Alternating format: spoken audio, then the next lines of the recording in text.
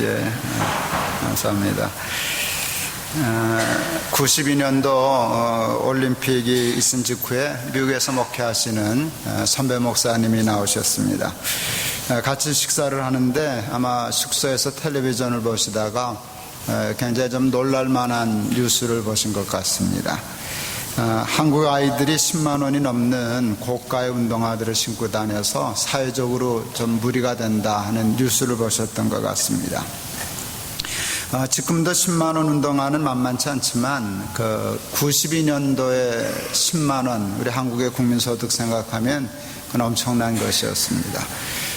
저한테 물으셨어요. 한국 아이들이 정말 그런 운동화 신고 다니냐 묻는데 그런 운동화가 있는 줄을 몰랐습니다. 그래서 제가 집에 와서 아이들에게 물었습니다. 세상에 그런 운동화가 다 있냐? 그랬더니 무슨표 농구화가 10만 원이 넘는다고 일러주었습니다. 너희 학교도 그런 거 신고 다니는 놈 있냐 물었더니 우리만 빼놓고는 다 신어요. 그래서 근데 왜 너희들은 사달라고 조르지 않았냐? 졸랐으면 사줬을 텐데. 그랬더니 뭐 사달라 그래봤자 안 사줄 건데요. 뭐 그래서 많이 웃었습니다. 제가 사무실에 와서 시간이 좀 나기에 아이들에게 편지를 썼습니다. 지금 가정의 달 그러는데 저는 아이들 교육을 편지로 했습니다. 편지는 굉장히 힘이 강합니다.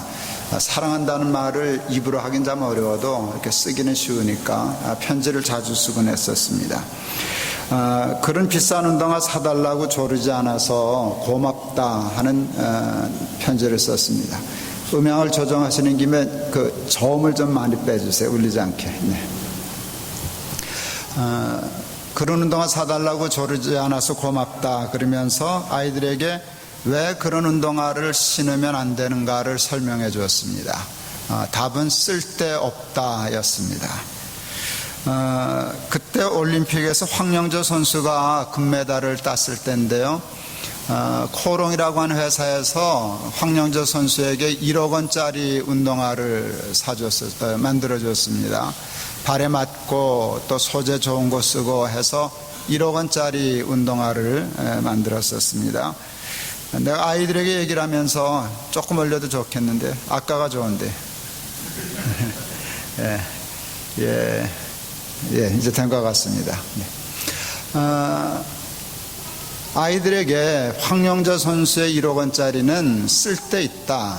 왜냐하면 기록을 단축할 수 있으면 그게 메달의 색깔도 바꿀 수 있는 것이기 때문에 필요하다면 1억 원짜리도 신을 수 있다. 그런데 꼭 쓸데없는 일이라면 10만 원짜리 운동화도 신을 필요 없다 하는 얘기를 합리적으로 설득하고 싶었습니다.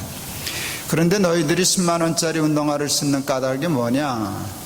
국위를 선양하기 위함이냐? 기록을 단축하기 위함이냐? 그냥 자랑하려고 그러는 거 아니냐?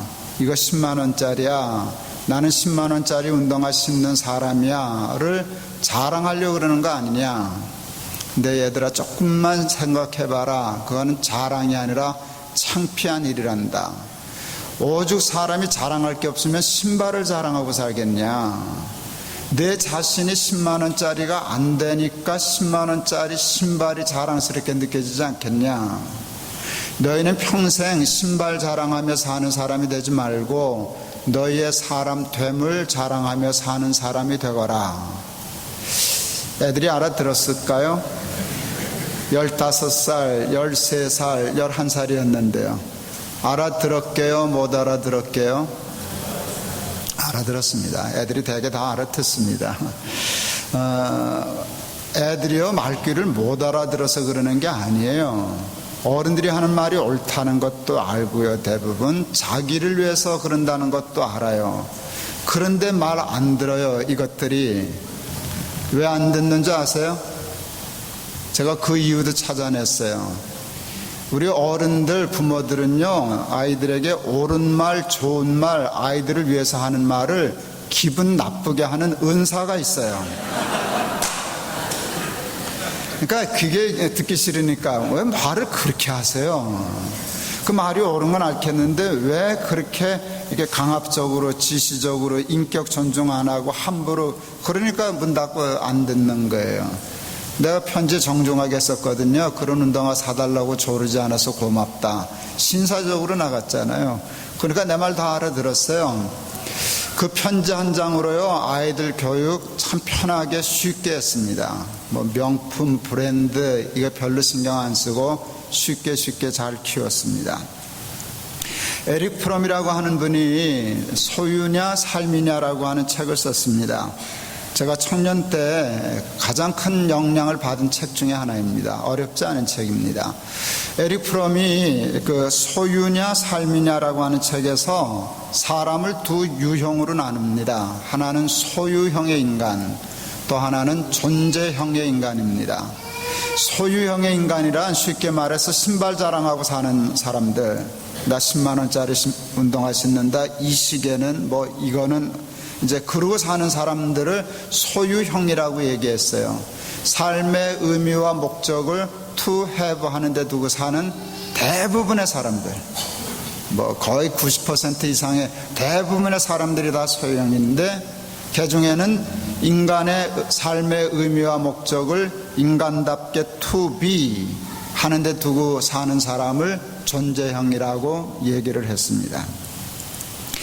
사람은 뜻밖의 많은 사람들은 소유함, 물질의 넉넉함, 세상적인 성공, 신발 자랑하는 것에서 행복을 느낄 것 같지만 사실은 그것은 우리를 잘 살게도 못하고 행복하게도 못합니다. 여러분 돈 좋으세요? 싫으세요? 뜬금없이 물으니까 당황스럽죠. 그래도 대답해 보세요. 돈 좋아요? 싫어요? 정직하게. 저는 목사인데 좋아할까요? 싫어할까요? 괜찮을까요? 괜찮지. 목사도 돈 좋지. 싫을 게 뭐가 있겠어요. 여러분 사실 돈만큼 좋은 게 세상에 그다지 많지 않아요. 그런데 뜻밖의 그 돈이 우리를 그렇게 행복하게 하지 못해요. 제가 비교적 가난한 집에서 태어났습니다. 저희 아버지 학교 수의하셨습니다. 우리 아버지 한 달 월급 쌀 한 가마 반이었습니다. 지금 한국 시세로 한 달에 30만 원 벌이 하셨다는 뜻입니다. 그런데 우리 어머니가 살림을 매섭게 하셨어요. 그 돈을 야무지게 해서 쥐꼬리만큼이라도 꼭 저축을 했습니다. 그랬더니 그게 쌓여서 65년도에 집을 사셨습니다. 저는 그것을 세계 8대 불가사의라고 생각합니다. 그건 정말 불가사의한, 계산이 되지 않는 일이에요. 그게 저축이 그래서 무서운 거예요. 돈은 시간 싸움이거든요. 그런데 조금씩 하다 보니까 이게 몇십 년 되니까 집을 사더라고요. 이사를 갔습니다. 이삿짐이랄 게 없었습니다. 5천 원짜리 철제 캐비넷이 우리 집에 제일 비싼 가구였었으니까 목사가 돈에 대한 거 그렇게 하나도 안 잊어버리는지 모르겠어요. 그때 그 캐비넷 5천 원 주고 샀었거든요. 예, 이사 간 날 잠을 못 잤어요. 아이가 이렇게 벅차더라고요. 너무 좋아서 방바닥 쓸고, 야 이거 좋다, 바람벽 쓰고 좋다, 우리 집이다. 그리고 그날 생각했던 것을 지금도 잊지 않습니다. 평생 새빵살이 하다 자기 집 사서 이사 간 날 첫날부터 쿨쿨 자는 건 사람도 아니다 그랬어요. 그게 곰이지 사람이랴 그랬습니다. 돈이 주는 만족이 있습니다. 아까 여러분 얘기한 것처럼 그게 돈의 마력이고 매력입니다. 그래서 저도 돈을 좋아하고 여러분도 돈을 좋아하는 겁니다. 그런데 돈의 마력은 다 아는데요, 돈의 한계를 잘 생각을 안 합니다. 그렇게 좋은 돈의 한계가 있습니다. 그 한계는 이겁니다. 제가 며칠 못 잤게요? 힌트를 드리면 저는 정상입니다. 며칠 못 잤게요? 하루 못 잤죠. 이틀 못 자는 사람이 있더라고요. 예민한 사람. 사흘 못 자는 사람도 있어요. 아주 예민한 사람. 일주일 못 자는 사람도 있던데요, 미친 사람. 그거는 정상에서 넘어간 거예요. 대개 한 일주일 되면 잊어버리기 시작해요. 1년쯤 지나면 불만이 쌓여요. 왜 이렇게 조금 해? 왜 이렇게 너저래? 그러고 사는 거예요. 근데 왜 그럴까? 왜 사람은 이렇게 만족이 없을까? 처음엔 그렇게 잠을 못 잘 만큼 좋았는데 그게 왜 시들시들해지는 걸까? 복음 때문이라는 걸 알게 되었어요. 복음 중에 복음은 하나님이 우리를 사랑하신다는 겁니다. 하나님이 세상을 이처럼 사랑하사. 근데 사랑이 뭔 줄 아세요? 사랑하면 어떤 일이 일어나는 줄 아세요? 사랑하면 사랑받는 대상이 존귀해집니다. 2001년 1월 달에 제가 독일 집회가 있어서 공항에 나가는데 큰아들로부터 전화가 왔습니다. 계룡대에서 공군 장교 생활하고 있었는데 아버지 축하드립니다. 그래. 뭐 좋은 일 있냐? 네, 올해 할아버지가 되시겠습니다. 제가 문효동남 외아들로 커서요, 개고양이. 저는 하여간 애만 보면 어쩔 줄 모르고요. 그 다음에 개고양이 봐도 그냥은 못 지나가고요. 그러는데 제 손주가 생긴다니까 정신이 하나도 없었어요. 어떻게 집회를 마치고 왔더니 우리 아들 며느리가 산부인과 가서 초음파 사진 찍은 거, 처음 사진 찍은 거 보여준다고 계룡대에서 올라왔어요. 그 초음파 사진 보니까 우리 며느리 뱃속에 뭐 벌거지같이 조그만 거 이렇게 꼬부라진 거 하나 계시더라고요. 키가 그때 쟀는데 2.8cm입니다. 그게 지금 그보다 1m 60이나 더 컸습니다. 계집애가 커요. 저 엄마 닮아서. 그때는 아들인지 딸인지도 모르지요. 그런데 그게 내 피부치잖아요. 그게 그렇게 신기했어요. 황홀하고. 너무 그 마음이 기쁘고 감사해서 그러다가 제가 그 다음날 저희 교회 홈페이지에다가 글을 하나 올렸습니다. 제목이 글 전체의 내용과 같습니다. 우주보다 더 크고 귀한 2.8cm. 맞나요? 예. 그 내 손녀딸의 초음파 사진 본 날 우주가 내 마음으로 들어왔어요. 내가 생명처럼 귀히 여기던 것도 아무 의미 없어졌어요. 그 생명 하나를 위해서라고 하면 내 생명도 내놓을 수 있고 내가 귀히 여기고 아끼는 것들도 아낌없이 내놓을 수 있었어요. 그 아이는 그것보다 더 귀했거든요. 하나님이 우리를 사랑하시기 때문에 우리를 천하보다 귀하게 만드셨습니다. 성경에 있습니다. 사람이 만일 온 천하를 얻고도 제 목숨을 잃으면 무엇이 유익하리요? 그게 뭔 뜻이에요? 내가 천하보다 더 귀해. 그렇기 때문에 천하보다 귀한 너를 버리고 너보다 못한 천하 얻으면 장사 헛장사한 거야. 무슨 유익이 있냐? 손해났지. 그 뜻입니다. 제가 그렇게 큽니까? 그럼 왜요? 내가 널 사랑하잖아. 하나님은 우리를 천하보다 귀하게 만드신 정도에서 그치지 않습니다. 당신의 생명보다 귀히 여기십니다. 십자가는 우리가 져야 할 십자가였는데 예수님이 대신 지셨습니다. 왜 예수님이 대신 지셔요? 물으면 이런 답 나옵니다. 내가 너 죽는 꼴을 어떻게 보냐? 내가 죽고 내가 살아야지 내가 죽고 나는 못 살아. 너는 내 생명보다 더 귀해. 이게 복음입니다. 말도 안 되는 것 같지만 사실입니다. 하나님이 그렇게 우리를 귀히 존귀히 여기시고 만드셨습니다. 그래서 상당히 골치 아픈 문제가 생겼습니다. 그 사랑 때문에, 우리가 귀하기 때문에 아주 골치 아픈 문제가 생겼습니다. 행복하다는 말은 만족하다는 말로 대체할 수 있습니다. 다윗은 그것을 시편 23편에서 나의 잔이 넘치나이다 라는 말로 표현했습니다. 보시다시피 물이 요만큼 있네요. 이게 지금 만족한 상태입니까? 불만족한 상태입니까? 대답해요. 불만족한 상태 아닙니까? 얼만큼 불만입니까? 여기 안 찬 만큼이 불만입니다.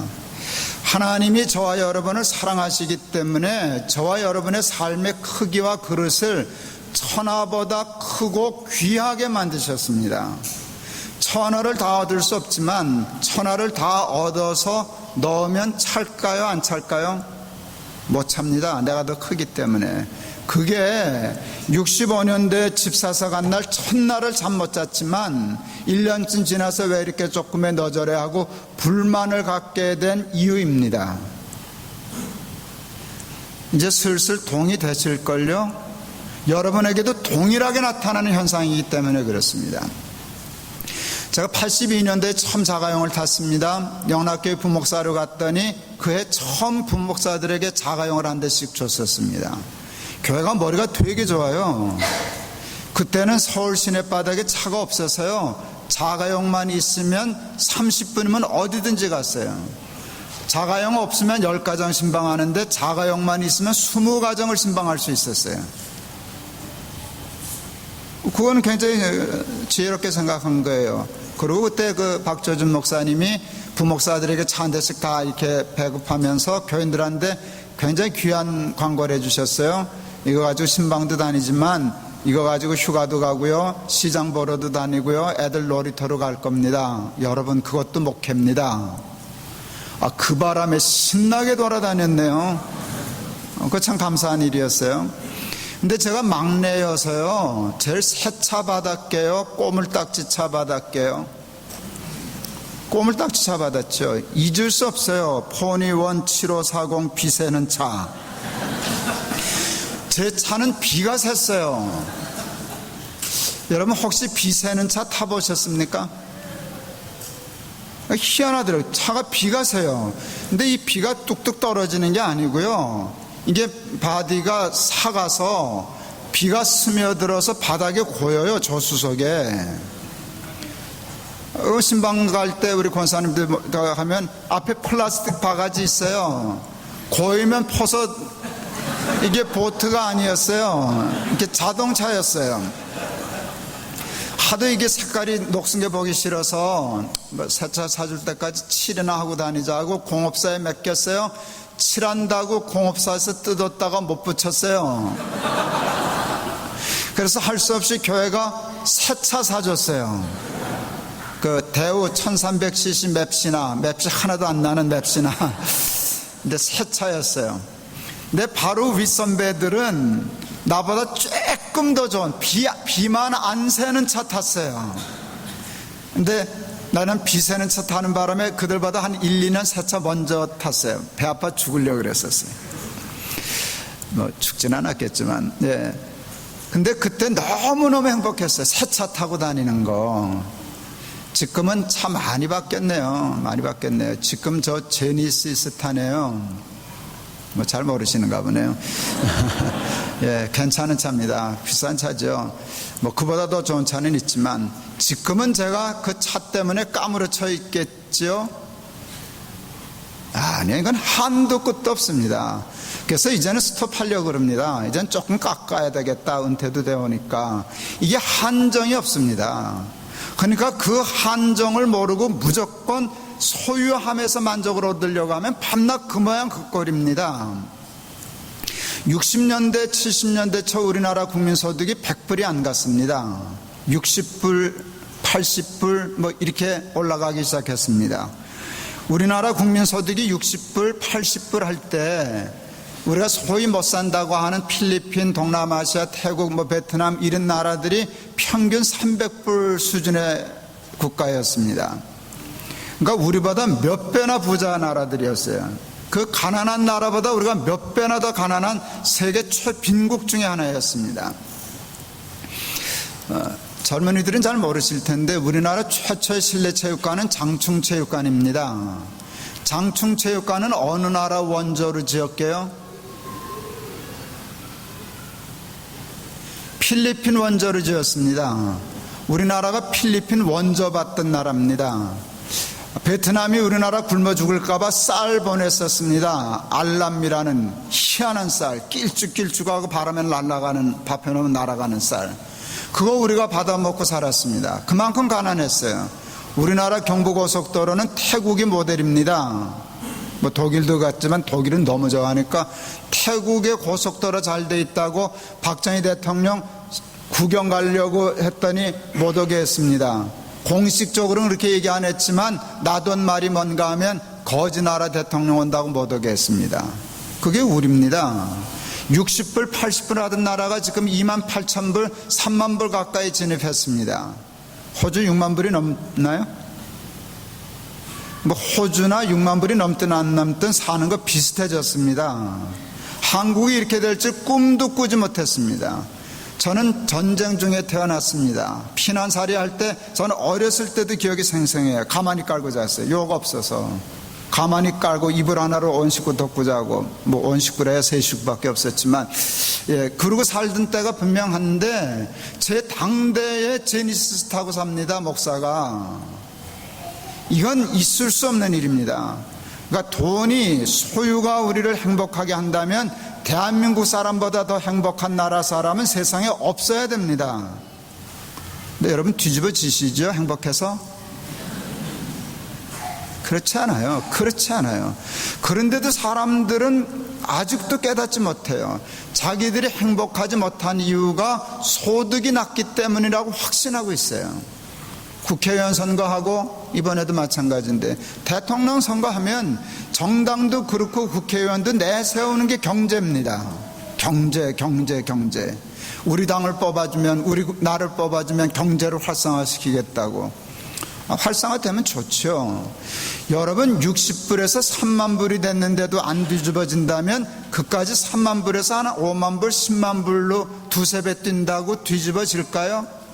한 10만 불 되면 그럴걸요. 그때는 옆집은 헬리콥터 샀대, 뭐 이런 허튼 소리하고 살 거예요. 그렇다고 해서 돈 우습게 벌 것도 아니고, 소유하는 일을 무조건 극단적으로 금욕주의처럼 살 거는 아니지만, 여러분 아셔야 돼요. 돈 있으면 좋지, 감사하지, 잘 쓰면 좋지. 그러나 그 때문에 내가 구원을 얻지도 못하고 그 때문에 내가 행복하지도 못하다는 건 알아야 해요. 행복은 소유 가치가 높을 때 생기는 게 아니라 존재 가치가 높을 때 생기는 겁니다. 나라고 하는 존재가 같이 있어질 때에 진정한 배부름이 있어요. 만족함이 있어요. 행복함이 있어요. 감사함이 있어요. 근데 여러분, 존재 가치는 어디서 생기는지 아세요? 모든 존재 가치는 예외 없이 존재 목적으로부터 옵니다. 모든 존재는요, 다 목적이 있어요. 목적 없이 존재하는 존재는 없어요. 여러분, 이 마이크가 존재하는데요, 이 마이크는 존재 목적이 있나요, 없나요? 있습니다. 뭔가요? 작은 목소리를 크게 확산하는 겁니다. 이 유리컵은 존재 목적이 있나요, 없나요? 있습니다. 뭔가요? 물 담아두는 겁니다. 그 목적대로 존재하고 있을 때, 존재와 목적이 일치할 때 가치가 발생하는 겁니다. 어려운 얘기하는 거 아니죠? 이거 깨져서 목적을 달성할 수 없게 되면, 목적을 상실하는 순간 가치가 상실됩니다. 이거 쓰레기통 갑니다. 이거 소리 안 납니다. 암만 고쳐도 소리 안 납니다. 목적대로 존재하지 않을 때 가치가 상실됩니다. 이거 쓰레기통 갑니다. 그러니까 존재 목적에서부터 옵니다. 김동호의 존재 가치는 이 얼마짜리 시계냐, 연봉이 얼마냐, 무슨 차 타냐, 너 아파트 몇 평 사냐, 어디 사냐, 명함 좀 내봐, 여기에 달려있는 게 아니라 내가 존재의 목적대로 존재하고 있는가에 따라서 달라집니다. 그러니까 잘 살려고 하면, 행복하려고 하면, 하나님 나라의 삶을 누리고 싶으면 존재 목적을 찾아야 합니다. 그리고 그 목적과 내 삶을 일치시켜야 합니다. 존재 목적에도 원칙이 있습니다. 모든 존재의 목적은 존재로부터 말미암지 않습니다. 예외는 하나님만은 예외입니다. 하나님 외에 모든 존재하는 것들은 목적이 존재로부터 말미암지 않고 존재케 한 이로부터 말미암습니다. 그것도 어렵지 않아요. 여러분, 물컵의 존재 목적은 물컵이 만들었게요, 물컵을 만든 사람이 만들었게요? 당연히 만든 사람이 만들었죠. 마이크의 존재 목적은 마이크가 스스로 만들고 태어났나요? 마이크를 만든 사람이 결정했나요? 이거는요, 저의 존재 목적을 제가 결정하는 게 아니에요. 나의 존재 목적은 나를 창조하신 하나님이 결정하시는 거예요. 동의되세요? 그러니까 잘 살려고 하면 이 예수님의 기도를 주의할 필요가 있어요. 내 뜻대로 마옵시고 아버지의 원대로 되기를 원하나이다. 우리는 내 마음대로 살고 싶어 하는 게 있어요. 목적을 내가 결정하려고 그래요. 존재의 목적은, 소유의 목적은 내가 결정할 수 있어도 존재의 목적은 내가 결정하지 않아요. 왜? 내가 나를 존재케 한 게 아니니까. 나를 창조하신 하나님의 뜻대로 사는 것이 잘 사는 것이에요. 예수님이 하나님 나라를 기도하라고 주기도문에서 가르쳤을 때 나라의 임하옵시며 라고 기도하라고 하셨을 때 그 다음에 나오는 말씀이 기가 막혀요. 뜻이 하늘에서 이루어진 것 같이 땅에서도 이루어지이다. 예수님은요, 하나님의 말씀, 하나님의 뜻이 땅에서 우리의 삶 속에서 이루어지면 우리의 삶과 이 땅이 하나님의 나라 된다고 가르치신 거예요. 그러니까 하나님의 뜻대로 살아야 잘 사는 것이에요. 근데 우리 예수는 거꾸로 믿어요. 하나님 보러 내 뜻대로 살라 그러는 거거든요. 우리는 마치 알라딘 램프의 그 거인 같아요. 하나님이 명령해요. 그 능력을 가지고 내 뜻 이루어내라고. 뭐 그것도 좋기야 좋죠. 그런데 여러분, 그거 하고 내가 하나님의 뜻대로 살아서 존재 가치가 높아지는 거 하고는 이건 게임이 다른 것이에요. 저는 우리 사랑하는 여러분들이 존재 가치가 높은 하나님을 생각하고 하나님의 뜻대로 살아서 하나님의 뜻과 여러분의 삶이 일치하는 하나님 나라의 삶을 살아가는 하나님 나라의 백성 다 되실 수 있기를 축원합니다. 아이들에게 편지를 자주 썼었어요. 이렇게 해외 집회를 오면, 호주는 뭐 시차가 별로 없어서 힘들지 않은데 시차가 많이 나면은 이게 꼭 새벽 2시에 잠을 깹니다. 시차 때문에 잠 깨면 참 힘들어요. 근데 시차를 극복하는 법을 터득해서 하도 싸돌아다니니까 알게 되더라고요. 깼을 때 자려고 애쓰지 말자 하는 거예요. 왜 힘든가 하면은요, 깼는데 지금 자야 되는 시간인데 이래서 힘든 거예요. 난 몸에 복종하기로 했어요. 깼으면 지금 일어날 시간이구나 하고 일어나 돌아다니면 돼요. 그리고 졸리면 잘 시간이구나 그러고 자면 돼요. 정말 그렇게 하면 금방 극복돼요. 근데 2시에 일어나서 할 일이 없잖아요. 남을 깨울 수도 없고 갈 데도 없고. 그래서 그때 제가 한 일이 아이들한테 편지를 쓴 거예요. 그러니까 편지를 참 많이 썼어요. 애들이 그걸 다 모아뒀어요. 큰 놈은 아빠의 말씀 그래가지고 스크랩을 해놓은 거 아직도 가지고 있어요. 저는 자녀 교육을 그 편지로 했었습니다. 편지를 잘 썼더니 그게 아주 좋은 교육의 도구가 되었어요. 편지 쓰는 걸 좋아하고 잘해서 연애할 때도 아주 톡톡이 공을 세웠어요. 편지가. 아내한테 편지 참 많이 썼어요. 누구나 다 많이 쓰지만 참 많이 썼어요. 근데 편지를 쓸 때 잘 쓰고 싶었어요. 글씨 하나도 잘 쓰고 싶었어요. 내용을 잘 쓰는 것은 진심을 담아서 쓰면 되는데 이놈의 글씨가 도무지 마음에 안 드는 거예요. 내 글씨가. 저는 악필에 가깝거든요. 근데 노트 필기에서 나보는 건 뭐 악필이든 추필이든 아무 상관없어. 내가 보면 되니까.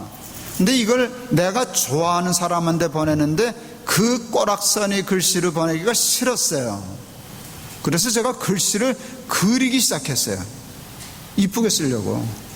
그러다 보니까 보통 5배 걸리더라고요. 편지 한 번 쓰면 아주 녹초가 되는 거예요. 하도 애를 써가지고.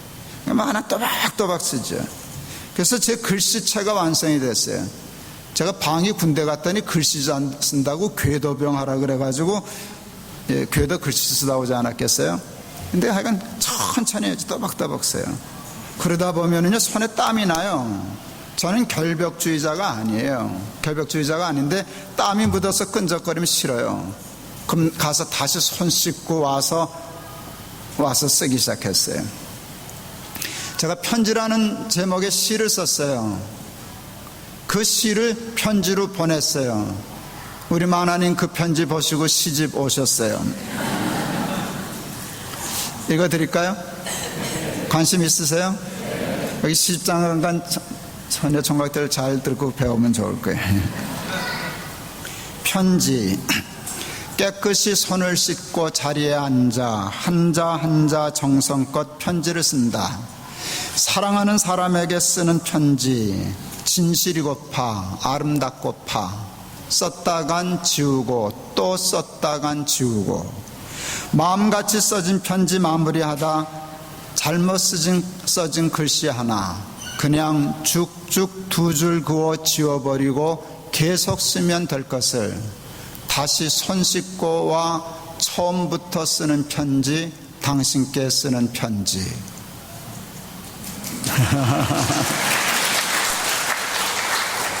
시집 얼마나 하죠?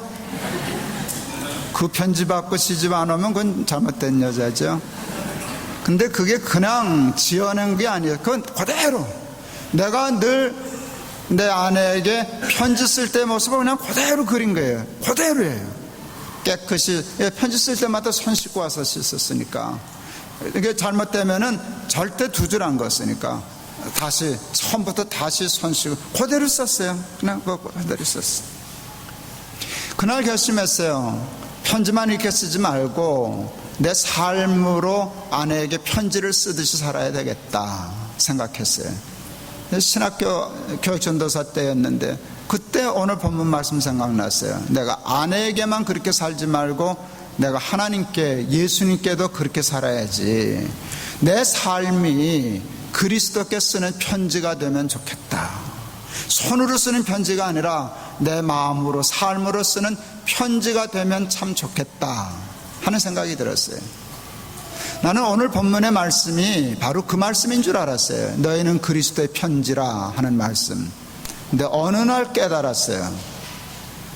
비슷한 건데요, 다 좋은 건데요, 그리스도의 편지와 그리스도께 쓰는 편지는 좀 달라요.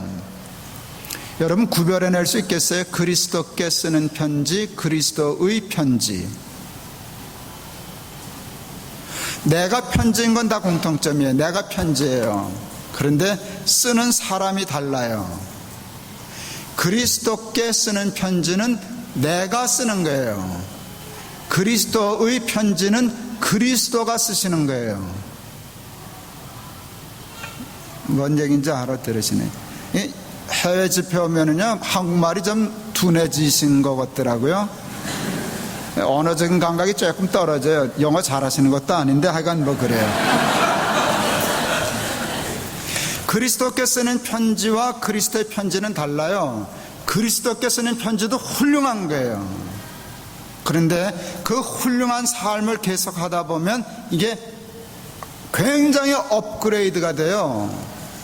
나라고 하는 삶에 내가 편지를 쓰는 게 아니라 내 삶에 하나님이 편지를 써서 믿지 않는 세상 사람들에게 전하는 편지가 되는 거예요. 이건 근사한 거예요. 교인들 새로 열심히 전도해서 교회에 등록을 시켜요. 다니다가 교회에서 못 볼 꼴들을 보시고 낙심해서 교회 안 다니시는 분들이 자주 있어요. 그러면 목사님, 장로님들 쫓아가서 그분 달래고 권면할 때 상투적으로 쓰는 말이 있어요. 야, 하나님 보고 예수님 믿는 거지 사람 보고 예수님 믿냐? 그거 틀린 말이에요. 말도 안 되는 소리예요. 아니, 평생 예수 믿은 우리도 하나님 안 보이는데 초짜들이 어떻게 하나님을 보고 믿어요? 보였으면 진작 믿었지. 하나님 안 보여요. 세상 믿음 없는 사람들이 하나님을 보고 예수님을 믿는다고요? 말도 안 되는 소리예요. 세상 믿지 않는 사람들은요, 우리를 보고 예수를 믿는 거예요. 그래서 하나님이 그런 사람을 찾고 계시는 거예요. 내 편지 역할을 해주는 사람이 있으면 참 좋겠다. 너는 내가 내 그 마음의 육판에 쓴 편지 같구나. 내 삶이 내 마음하고 똑같구나. 내 뜻하고 똑같구나. 하나님의 말씀과 똑같구나. 넌 내 편지다. 여러분, 이런 삶을 살면 얼마나 좋겠습니까? 그렇게 되면 우리 존재 가치가 높아지는 거 아니겠습니까?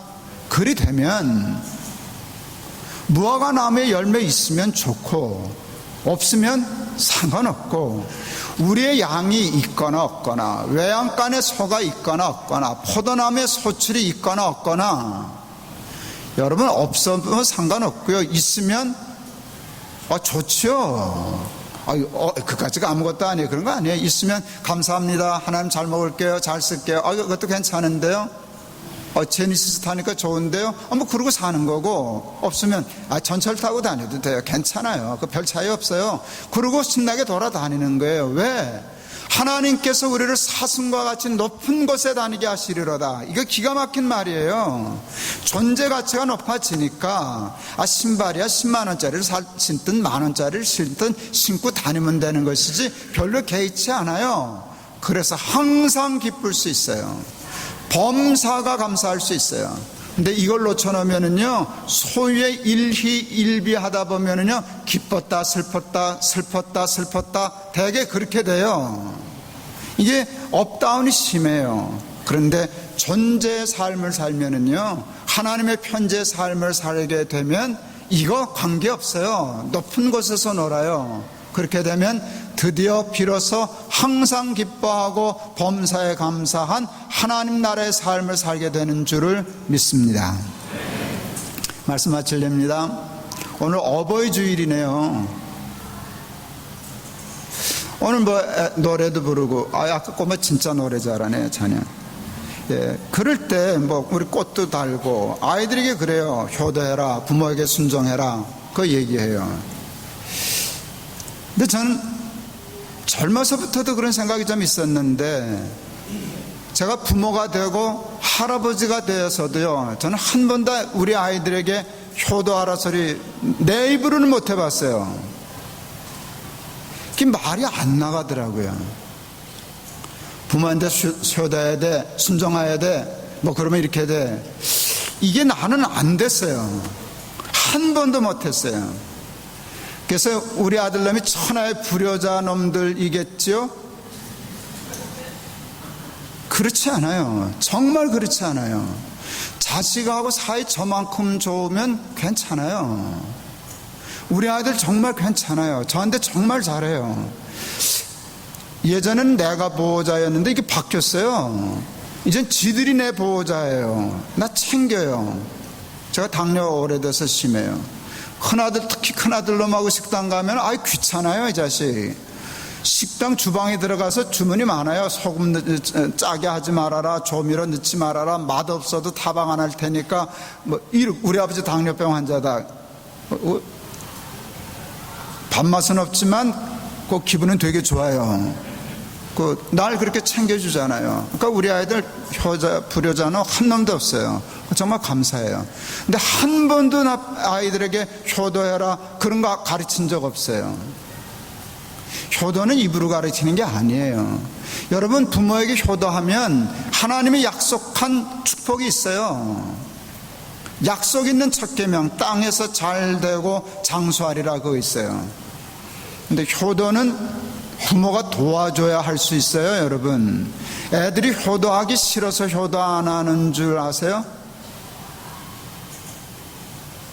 이때 애들은 좀 내보내면 좋은데, 애들이 효도하기 싫어서 안 하는 줄 아세요? 부모가 도와줘야만 효도할 수 있어요. 전 목사예요. 목사하고 집에서 하는 아이들의 앱이에요. 여러분, 목사는 설교 시간에 뭔 얘기를 다 해도 교인들은 그냥 들어요. 그냥 말로 들어요. 근데 내가 그 삶이 뒷받침 안 되면 누구한테 뽀록이 나는가 하면 아들놈한테 우리 아버지 설교는 잘하시네. 집에서 100분의 1만 그렇게 살아도 좋겠네. 지어낸 얘기 같아요. 옛날에 우스갯소리를 지어냈겠죠. 어느 날 목사님 사모님이 설교 끝났는데 이불 보따리 들고 일로 올라오셨다 하네요. 그게 난리가 났죠. 왜 그러냐 그랬더니, 난 여기서 살아야 되겠어. 당신 여기하고 집하고 너무 달라가지고. 그러면 아마 만들어낸 얘기일 거예요. 근데 그게 만들어냈어도 그게 일리가 있는 얘기거든요. 그런데 그리스도의 편지의 삶을 살면 아이들이 부모 존경하게 되지 않을까요? 부모를 인정하지 않을까요? 그렇게 하면 순종하고 싶지 않을까요? 그렇게 되면 나는 효도를 받아서 좋고, 아이는 효도함으로 하나님의 축복을 받아서 좋고, 근데 부모가 하나도 안 도와주고 효도하는 거 방해해 놓고 자기 잘못 산 거는 생각도 안 하고 애들만 족치고 애들만 보라 그러니 이게 천하의 답답한 노릇이 아니겠어요? 애들 보러 효도하라 그러지 말고요, 뭐 가정의 달 들먹거리지 마시고요, 그냥 그리스도의 편지로 열심히 사시면 여러분이 바라고 꿈꾸는 모든 축복 다 이루어 주실 줄을 믿습니다. 가정의 달이든 뭔 달이든지 간에 정말 우리가 그리스도의 편지의 삶을 살면 이건 맞는 키 같아서요, 이것도 열리고 저것도 열리고 이것도 복받고 저것도 복받는 그 길이 이루어질 줄을 믿습니다. 그러니까요, 그냥 예수 잘 믿으세요. 애들 들볶지 마시고 뭐 자꾸 요구하지 마시고 그냥 예수 잘 믿어서 아이들이 우러나서 부모에게 효도하고 순종하고 존경하고, 그래서 그 아이들도 또 그 후손들이 보고 그 믿음의 전통을 이어가는 그런 아름다운 기독교 명문 가정들 다 되실 수 있기를 축원합니다. 기도하겠습니다. 사랑하는 우리 교우들, 그리스도의 편지 되게 하옵소서. 예수 그리스도 이름을 받들어 기도하옵나이다. 아멘.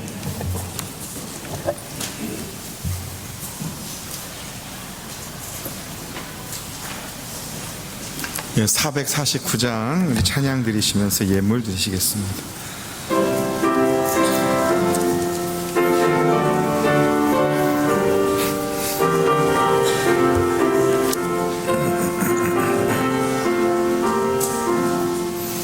예수 따라가며 복음 순종하면 우리 행할 길 환하겠네. 주를 의지하며 순종하는 자를 주가 늘 함께 하시리라. 의지하고 순종하는 일은 예수 안에 즐겁고 복된 길이로다. 해를 당하거나 우리 고생할 때 주가 위로해 주시겠네. 주를 의지하며 순종하는 자를 주가 안위해 주시리라. 의지하고 순종하는 길은 예수 안에 즐겁고 복된 길이로다. 남의 짐을 지고 슬픔 위로하면 주가 상급을 주시겠네. 주를 의지하며 순종하는 자를 항상 복 내려 주시리라. 의지하고 순종하는 길은 예수 안에 즐겁고 복된 길이로다. 우리 받은 것은 주께 다 드리면 우리 기쁨이 넘치겠네. 주를 의지하며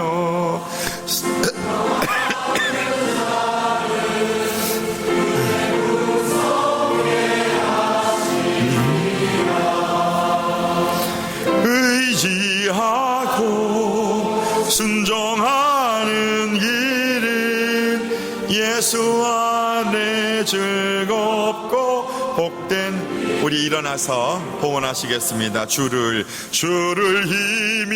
힘입어서 말씀 잘 배우고 주를 모시고 살아가세. 주를 의지하며 항상 순종하면 주가 사랑해 주시리라. 의지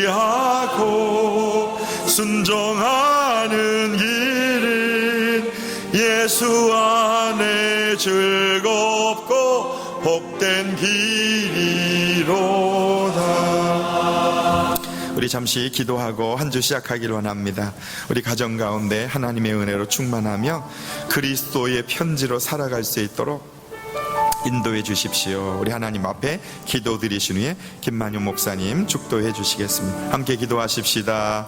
하나님 아버지, 우리 모든 사람들 그리스도의 편지로 살 수 있도록 우리의 삶 가운데 은혜를 베풀어 주십시오. 가장 먼저 아내와 남편 그리고 자녀들에게 주님의 바른 모습 보일 수 있는 믿음과 은혜를 허락해 주십시오.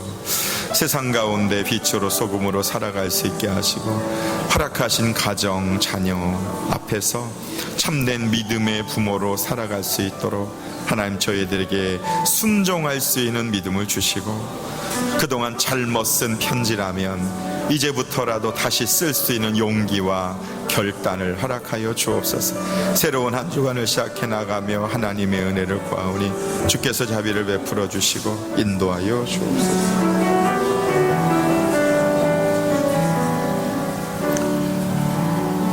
영원하시고 은혜가 풍성하신 우리 주 여호와 아버지 하나님, 오늘 어버이 주일을 맞이해서 하나님의 아들과 딸들이 주님의 성전에 모여서 신령과 진정으로 예배를 드릴 수 있는 은혜 주심을 진심으로 감사하옵나이다.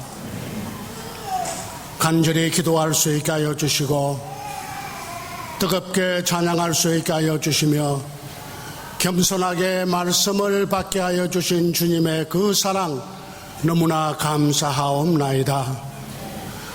오늘 예배를 드리는 하나님의 자녀들 한 사람 한 사람이 다시 내 자신이 그리스도의 편지라는 것을 확신하고 결단하게 하여 주시옵소서.